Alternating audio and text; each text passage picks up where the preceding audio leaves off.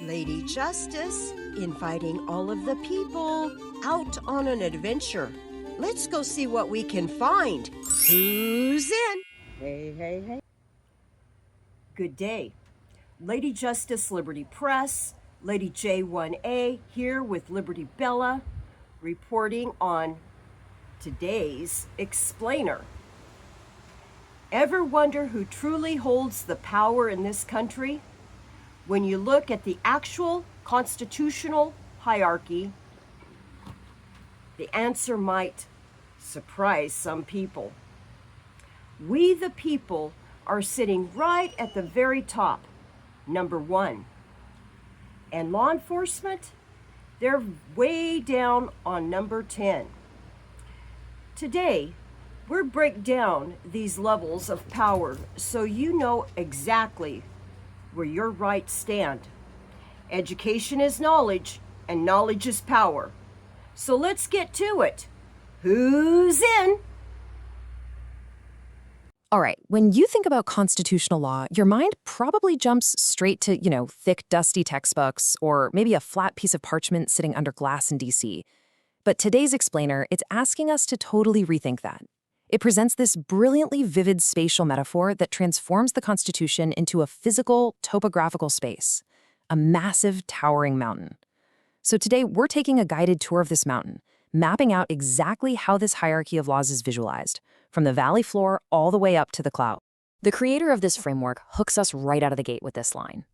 Picture the Constitution not as a piece of paper, but as a massive, immovable mountain. It's just such a powerful and grounding visualization, right? We are completely setting aside the flat paper and stepping into a three-dimensional landscape. As we hike this terrain together, we'll examine exactly how individual rights and government powers are mapped out across these different elevations, and what happens when those opposing forces collide on the slopes. So let's start our climb at the very top, the summit, the First Amendment. We are kicking things off at the absolute highest elevation possible.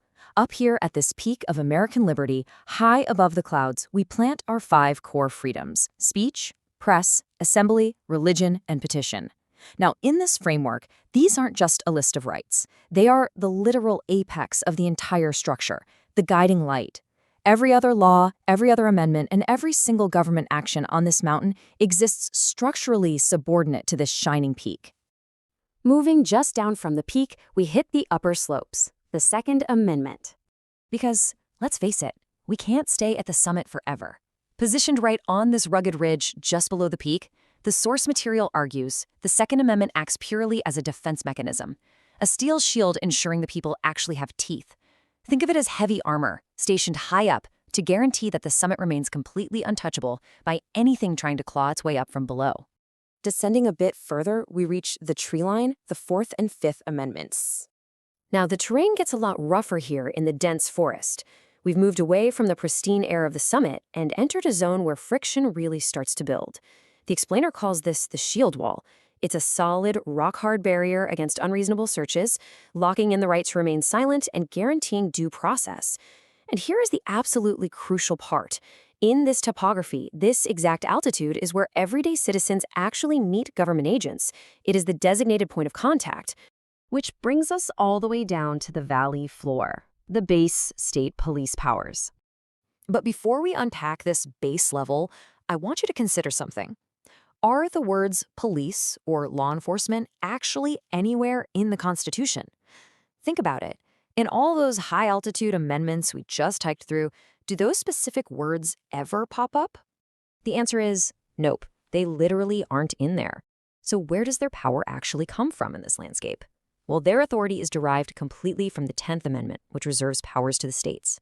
And that is exactly why the source positions law enforcement at the absolute base, rooted way down in the valley floor, far, far below the individual liberties hanging out up there in the clouds. Now, for the really interesting part, the clash, testing the barriers. Now that we've got the whole mountain mapped out, we've got to look at the friction. According to this framework, when the forces of state powers start at the 10th Amendment base and attempt to hike up, What happens? Bam! They immediately hit the solid rock of the Fourth and Fifth Amendment shield wall. And if they somehow manage to push past that tree line, well, they're instantly staring down the Second Amendment steel shield on the upper slopes.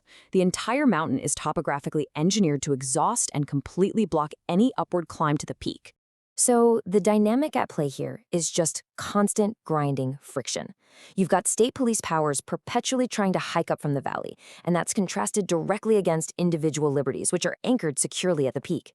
In this specific explainer's framework, the founders built these exact barriers, the shield walls at the tree line, the steel armor on the upper slopes, to explicitly block state power from ever summiting. That's the whole design. As the creator perfectly sums it up, they stay at the bottom, we hold the high ground. And honestly, that is the ultimate structural takeaway of this entire spatial metaphor. It's a radical reimagining of accountability. It reminds us that in this constitutional topography, at least, the citizens are the ones looking down from the summit. Which leaves us with one final, pretty provocative question to ponder today. If the Constitution is an unyielding mountain, like this source suggests, are its barriers really strong enough to withstand the continuous climb of state power today?